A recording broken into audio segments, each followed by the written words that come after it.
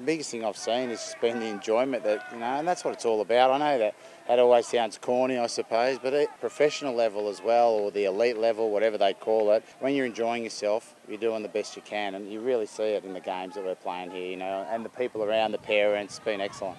A target for us could be to say, let's try and develop some iconic players from every regional area. So not so we can have, it's great to have more top players or elite players, but then every one of these areas has a player that their kids can look to and say, there's the guy from our town who's playing with the Waratahs or with the Reds or wherever it might be, or with the Wallabies. And that'll get more kids playing, because that's how it was when I was a kid. You wanted to be your heroes and you wanted to be the guys who were playing footy at the top level. You're pretending to be them out on the field as well. And I think that's a really simple goal for us to try to set ourselves going forward. To me, every time I come to a carnival, or we've done a training camp somewhere in the country, or we've played a game or been involved in something, whether it be when I was at New South Wales or with the Wallabies.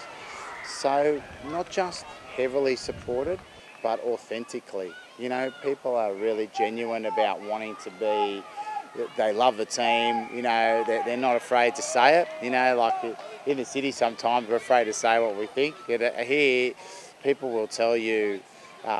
They love you. They want want the team to do well. They'll tell you if you're rubbish one day as well, but that's because they want the team to be good. And I think that is really enjoyable for us to come out to the country region. For me in particular, I love it.